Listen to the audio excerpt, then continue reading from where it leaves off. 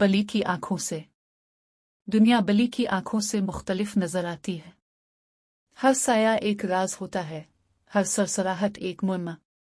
लेकिन लियू, एक बुरा नारंगी रंग का बली, के लिए दुनिया बहुत छोटी हो गई थी, सिर्फ वो चार दीवारी जहां वो बरसों से रह रहा था।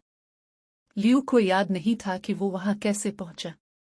बस इतना याद था कि कभी वो एक प्यार भरे घर में रहता था, जहां एक मेहरबान औरत उसे गोद में लेकर लोरी सुनाया करती थी। फिर एक दिन वो औरत चली गई और लियू तन्हा रह गया, किसी के इंतजार में कि शायद कोई उसे देखे और अपना ले।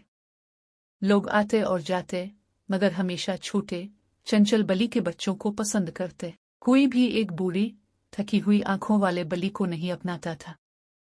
लियू खिड़की के पास बैठा रहता, देखता कि कैसे एक और दिन रात में बदल जाता है। फिर एक शाम एक लड़की, सोफी, वहां आई।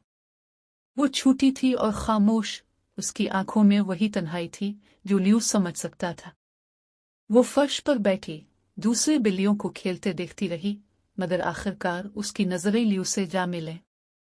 लियू आहिस्ता से चलता हुआ इसके करीब आया और उसके हाथ को हल्की सी टहुका दी। सोफी ने एक हल्की सी मुस्कुराहट दी और आहिस्ता से इसके कान सहलाने लगी। इसी लम्हे लियू ने उसकी आंखों में एक तब्दीली देखी और जैसे वो इसे पहचान गई हो, जैसे वो दोनों एक दूसरे को समझते हो। मुझे यही चाहिए, सोफी ने सरगोशी की। इसकी माँ ने हिचकिचाते हुए कहा, बेटा, ये काफी बुरा है, तुम्हें यकीन है? सोफी ने पुख्ता लहजे में कहा, ये मेरे जैसा है। ये जानता है कि तन्हा होना कैसा लगता है।